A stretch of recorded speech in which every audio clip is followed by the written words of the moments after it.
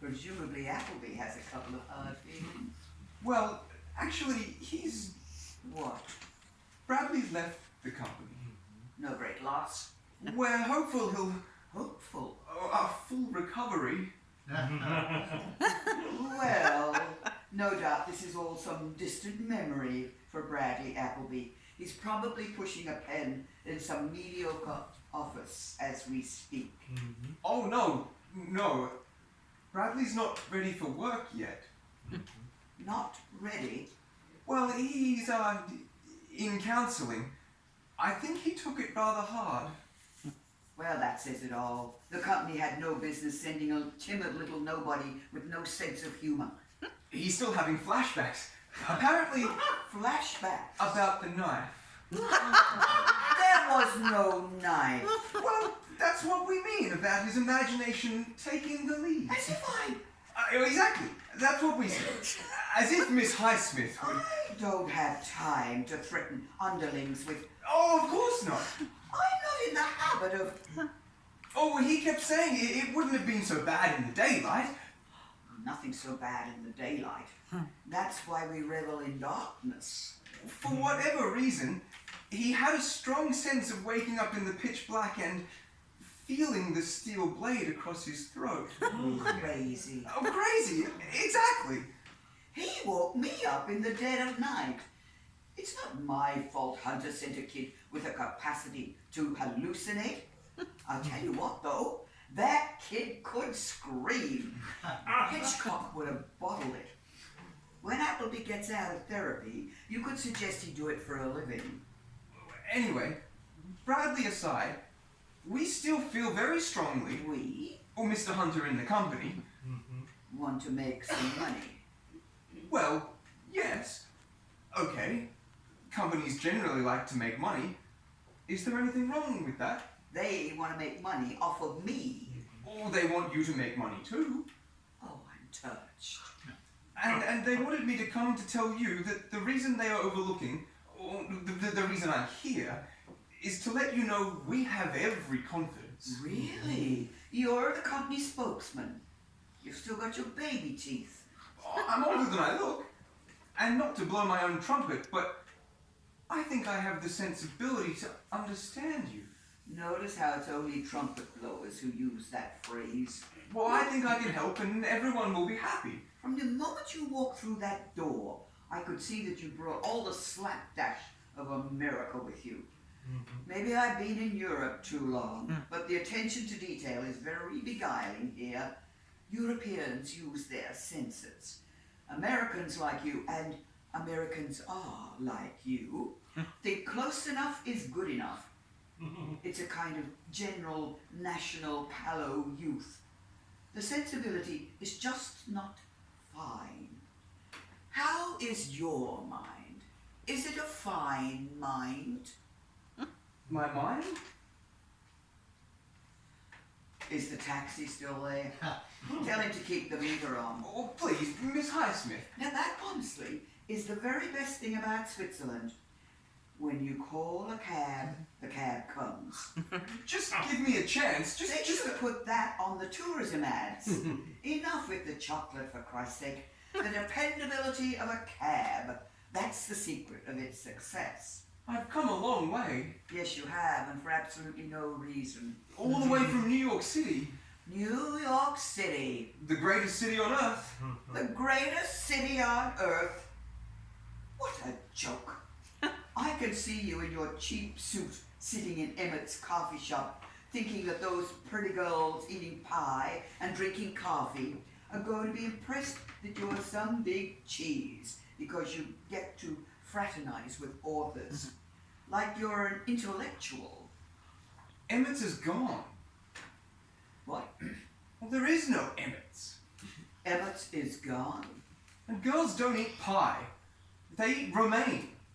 What the hell is romaine? It's a lettuce. They eat lettuce. And yogurt. There are very few diners. Please don't do that. And girls don't smoke. They don't smoke. Nobody smokes. Apart from models. Nobody smokes. And they don't drink coffee.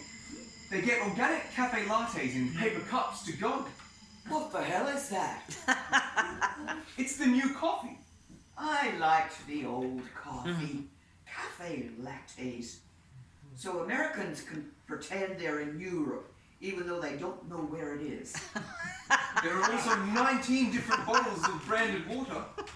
What happened to tap water? Well, that's like saying what happened to white bread. What happened to white bread? We lost the fight. Who lost the fight? White bread lovers of the world. It's all rice cakes and oat loaves now. Don't even mention butter. Good God. A little African ceramic dish of Ligurian virgin olive oil, perhaps. But butter? Jesus, keep your voice down. And if you don't happen to have any Ligurian virgins on hand, You couldn't possibly have a character who eats a Wonder Bread sandwich anymore. White bread eating is an act of a dedicated, radicalized anarchist. Which, of course, is someone you could write. maybe this country has influenced me, but there's altogether too much personality going on here. You and your worldview about what I can and can't do. I don't know why I said yes to Hunter. He manipulated me, that fucker. He said, I'm sending an emissary to persuade you to sign. And by the way, he can bring you over some of the things you want. And I fell for it. He didn't tell me the emissary would be 12 years old. Goodbye. You don't mean that. I mean it, and I'm not signing a damn thing. Yes, you will. I beg your pardon. You will sign. In the end. Get lost. Get out of here before I call the cops, who won't like you, because they don't like trouble. That's why they're neutral. Trouble bothers them. I'll say you're an intruder, and they'll haul your ass into a Swiss jail where they'll torture you with intravenous Bircher muesli. I'm not going until I say what I came to say. First of all, I volunteered for this. You think that impresses me? Because I get you. Oh, you get me. From the first time I read Strangers on a Train, I felt something. I felt a connection. Yeah, well, funny, but I didn't. A connection joins two things. You're one thing, and I'm the other, and I don't feel any connection. Goodbye. Nobody writes the way you do. As Graham Greene said, the poet of apprehension. You are a brilliant writer. You and Graham Greene. He'd be so touched. And I can die happy. I've always wished that I could write like you. Jesus H. Christ, if you want to write, write. Don't ask me for permission. I so absolutely do not want you to write. The world is full of people who should be actively discouraged from taking pen to paper. Discouraged as in forcibly restrained if necessary, or even physically assaulted, whatever it takes. Oh, I could never write. But I think I have a little insight into real writers. Oh, really? The writers we represent at the company. Great writers who have changed the face of... Great writers? Well, yes. Yes, great writers. Yes, well, like Vonnegut. Vonnegut? My God. You don't like... You don't... Vonnegut! The New York Times Book Review, a towering force in 20th century literature. There may be no greater claimant to acute satirical observation. There's a point in a writer's life when you ask yourself the question, do I want to be a writer? Or do I want to fling myself about in the circus of literary braggadocio? Do I want to strut the ring in a feathered headdress? You think Vonnegut... I don't think of Vonnegut. I do not think of him. Vonnegut! I'm very aware. Miss Highsmith. Oh, no. I realize that you're... Don't fate me. I will not be celebrated. You and I need to have a heart-to-heart about the work. 1, I don't talk about writing, ever. 2. I don't talk about writing ever. Well, I can't go home until we You resolve... can't go home. Not until you sign. What if I don't agree? Then I guess I'm staying.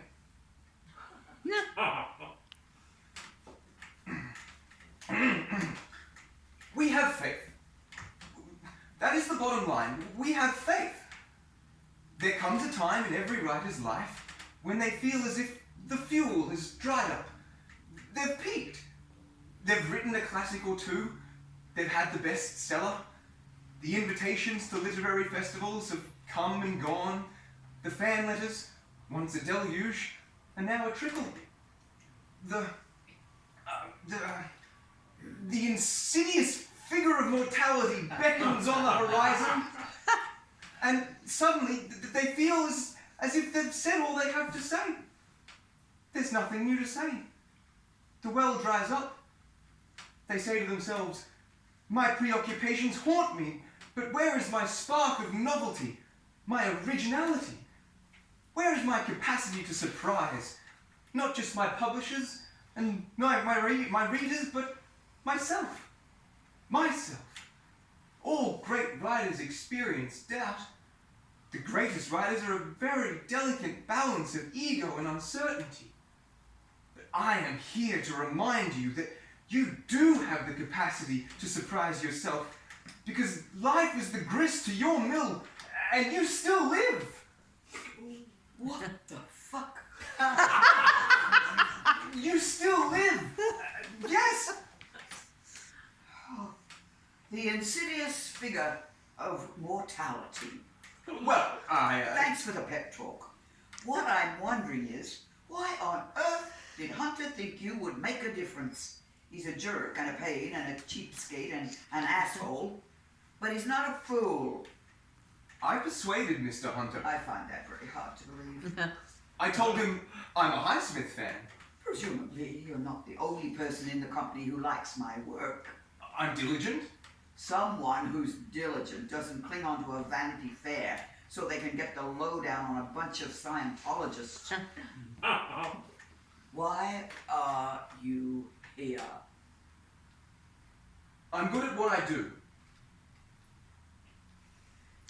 No one likes your work more than I do. I need this. Finally. This is the only life I want, and I'm not going to lie to you. I have to prove myself. So, they're trying to get rid of you. I love publishing. I love writers. It's this or nothing. Well, not to denigrate it or anything, but some see publishing as a kind of well-dressed pimping. Oh God, no, it's fostering talent. It's nurturing geniuses. It's kind of like an intellectual midwifery. Literature is my whole life. Please, no. And it all begins with a word. What begins with a word? The writer is alone, all alone. And she decides to make a world. She can shape it, color it, define it, create its chemistry, its energy, its past, its present, its future.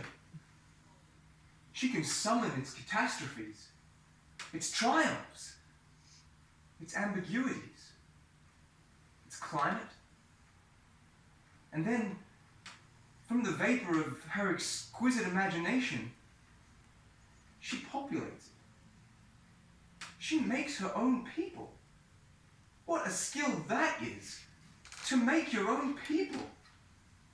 Fully grown, fully mad, in love, at war.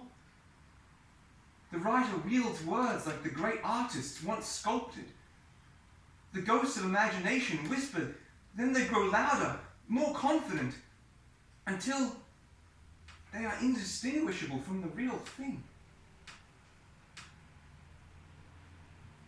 The writer starts with nothing. Nothing but a word. Anyway, I said I said to Mr. Hunter, I'll do anything. Really? Anything they throw at me. Is that so? I said, what's the one job that no one in the company would do? Oh, you did? Well, imagine, I said, if you were standing on the edge of a plunging crevasse, at the bottom of which is a collective noun of hungry wolves or sharks, I get the picture. and you were offered one task that would save your life if you took it, and that task is so daunting, so horrific, that instead you chose to hurtle yourself into that crevasse of sharks. I said, give me that job. I'm a shark at the bottom of a crevasse. Is that it? Oh, no. But after Bradley, well, it was difficult to... Oh, I get it. No, I mean... No one else was game enough. No, but... The knife at the throat thing put people off. It didn't put me off. And I'm some life boy you've thrown yourself. You have to write it. What if I can't write it? You're the great Patricia Highsmith. You can write another Ripley. I'm done with Ripley. I don't believe that. Don't you think I've thought long and hard about it? My most admired character, my companion, my muse? Of course I have. And I'm done with him. You're not done with him. How the hell would you know? I'm the one who has to find him. I'm the one who draws him out, who encourages him to kill. That's me. I do that. And I'm not doing it anymore. You think you don't want to write a final Ripley? I know that I don't. I know that you do. Who do you think you are? All right, I'm not a famous critic or a cultural commentator or whatever, but no one knows your work better than me. You couldn't have read all my work in your lifespan. I'm young, but I'm not stupid. Congratulations on that immense achievement. I honestly believe... Cut the crap. Stop beating around the fucking bush. I'm not writing a Ripley so you and your colleagues can get rich. But it's not just about us. Well? The fact is, you have a reputation. What's that supposed to mean? You have a large body of work that has been varied. Varied? Some of it is good and some of it is great. The best of it is truly great. But frankly, it's been a while since you've done something that is truly great. And not to beat around the fucking bush, you're dying.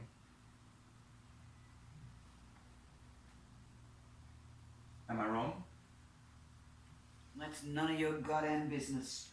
Actually, it is my goddamn business. How long do you have? Not quite on my deathbed, if that's what you're looking for. But let's just say it's freshly made up. I'm sorry. Oh, don't be sorry. I can assure you I'm not going quietly. Death not sneaking up on me. I'm not prostrating myself before it. I've earned the right to write my own death. That's my territory. When I go, I'm going with a bang, baby. Sure. But you need to cement your place in the pantheon. And to do that, you need one more Ripley.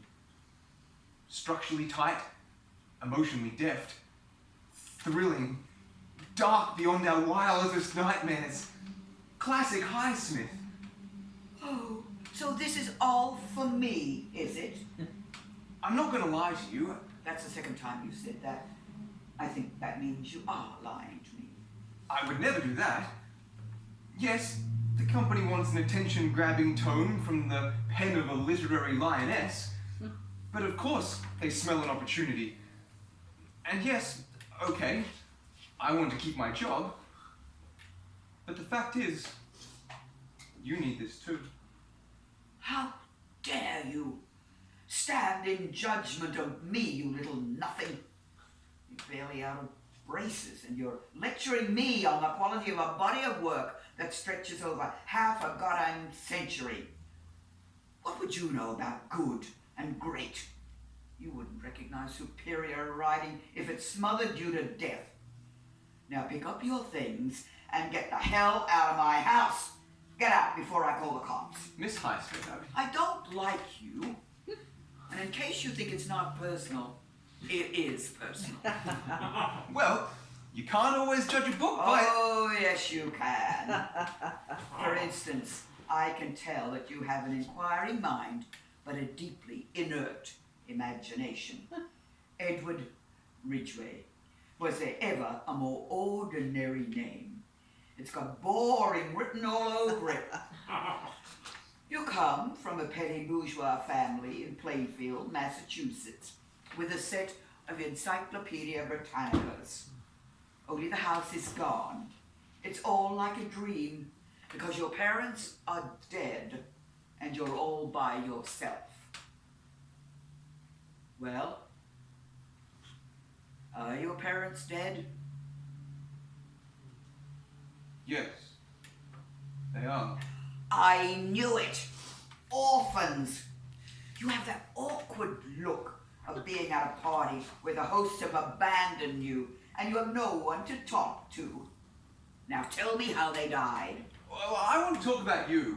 Of course you do. It's only natural. I'm fascinating. You're not. But what happened to them? I don't want to... Suicide? Drugs? Mown down by a small-town sociopath? God, no. So? I would really rather not. Then go! Can I at least sit down? Momentarily. A car wreck. I love a car wreck. Who was driving? My father. He was a school teacher. He taught history. He was a wonderful man. He was hugely loved. As a father, he was, I loved him. Moving right along. It was a Saturday night in spring. Go on. A storm. They shouldn't have been out. There was sleet. The roads were icy. I do love an icy road. They're lethal. Yes, ma'am. And? The other car came from the right at an intersection and my mother took the impact. Dead? Yes. Thrown out of the car? No, she was still in the seat. Decapitated? No! I mean, I don't... Something like that. Not pretty. No, well... Serious blood and gore. Can we... He felt guilty? Well, I was only 10. I don't really... I guess so. But he was injured as well. Did he like her? He was married to her. I realize that may skew the question somewhat towards no, but in the spirit of inquiry... He loved her. No lovers? No! Gosh, no! No! They went to church. Oh, well then obviously not. What happened to him? He died a week later as a result of his injuries. You know, I often say to myself, at least I had them for 10 years, there are people who don't get that amount of love in a lifetime. Whenever I feel self-pity, I remind myself that the size of my grief reflects the size of their love. Then what happened? 400 people came to his funeral. I don't remember too much. Someone sang Amazing Grace. My Aunt Verna wore a short black veil over her face. She prodded me to sit up straight. Aunt Verna. I didn't like Aunt Verna. Spit it out. Well, she was a... Oh, she was a first-class bitch. not a very nice person, no. Who raised you? My brother went to one uncle and I went to the one that married Werner. There are worse things in life than tragedy. Gives you texture. Unless it kills you, of course. Well, it's... So far, this little catastrophe is the only thing remotely interesting about you. Well, it wasn't a happy childhood after that, obviously. Happiness, that's overrated. Even so... An opiate or a delusion. Either way, it saps the life out of life. Anxiety, misery, these are energetic forces. Happy people are just people who don't ask enough questions. But I... Congratulations, Mr. Ridgway. You are now qualified to make something of yourself. As you already may know, my mother made my life hell. She started by attempting to abort me with drain cleaner. Jesus. My stepfather, Stanley, was an asshole, but my mother was in another league. Love was not in her repertoire. She was a woman with an exquisite talent for cruelty, and she saved her most acute ruthlessness for me. Between the two of them, those fuckers ruined my childhood. Boy, I used to lie in bed at night, panicked I'd die in my sleep. Childhood is just one big repository of terror in the attic of your psyche. Well, Anything that struck terror into you as a kid is the foundation of your life. The past sits on our shoulder, taunting us, challenging us Challenging us? to murder it. I've been running all my life, trying to outrun the inescapable sense that I'm doomed. We're all doomed. Well, I'm not sure... We're doomed. I don't think I'm doomed. That's a provocative thing to say for an orphan without any discernible accomplishment on the horizon.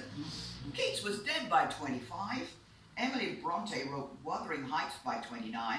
And you're making coffee for a bunch of pansy publishers in Jewtown.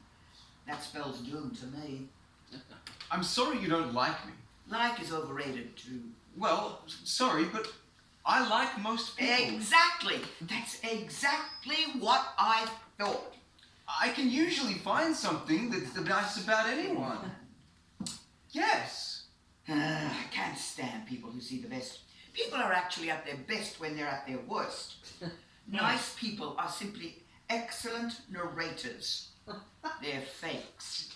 And if you've ever met a nice writer, be warned. They're not nice. They're not a writer. Goodbye. What about the things you asked for? Obviously, leave the things I asked for. Mr. Hunter said you'd reimburse. Just open the case. I'll open the case. And if it's at all possible, please do inform me of every action you're about to take in the form of a statement of intention, so that I'm good and ready. What's that? Peanut butter. Skippy. It's Skippy. Skippy is American peanut butter. Did I write American peanut butter? I was in America, so I figured it would be okay to bring American peanut butter. I asked for English peanut butter. I'm sure that... It was in the letter. Is it better? 50 cents a jar cheaper. That's not to be sneezed at. No, well... Only 6 cans of the soup. They are quite heavy, being cans. I do apologize. I didn't realize that some cream of mushroom was going to cripple you. I brought you a present. Some foie gras. Foie gras. You brought me foie gras. From Fouchen. Fauchon. Well, that's all very well, but 6 cans of soup is a bit of a letdown. And? I'm sorry. I just couldn't get it. I tried. I really did. You tried. You tried. That was the entire reason I agreed to see you, on account of your getting it. Get out. Fuck you, Mr. Ridgway, and your trying. Fuck you and your pathetic lack of determination and your vast, overwhelming capacity to disappoint. Damn you. Get out. Get out. Get the fuck out of my house. I was kidding. My God.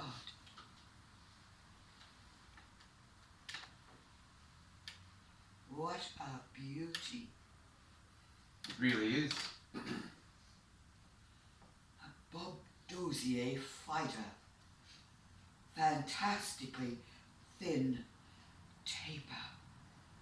Steel mirror polish, like you asked for. Magnificent. I had to go somewhere outside of Paris. It was quite a long way to see the guy. It has to be steel mirror polish, I said. It's for a collection. Those were my first pieces. Confederate swords. They look dangerous. Don't mess with my stuff. Absolutely. I don't like anyone messing with my stuff, Mr. Ridgway. Colt 45, double action revolver, 1878. A dealer came through last year, $750. This is a Bowie knife from the Civil War. Don't even ask what I paid for that. I feel nauseous just thinking about it. Here we have a double-barreled Derringer. Beautiful, isn't it? Very impressive. We revere art. Art, some flourish of the imagination. What about engineering? Why do we not gasp at engineering? Can engineering not be spiritually uplifting? Great engineering can seem a direct expression of God's beneficence. All these weapons are as beautiful as a Van Gogh or a Modigliani, but they have beauty with a purpose. Think what this object of beauty can do. Blow someone's head off. This thoroughly beguiling, elegant piece of machinery can blow someone's head off. If that's not genius, I don't know what is. Of course, if I could have anything, I'd have a US model 1836 pistol. Is that so? You betcha. Not an 1805 Harper's Ferry? The 1836 is the most elegant flintlock Martial pistol ever made, frankly. After that, I'd take a Mauser 1893 bolt-action rifle. More reliable than the Lee Enfield or the Mosin Nagant. But that's just me. Yeah. I guess I better call one of those very reliable cabs. My instinct is telling me to throw you out on your butt. On the other hand, I made 2 New Year resolutions. Be more tolerant and drink more. The two clearly are linked. So I can stay? The guillotine hovers.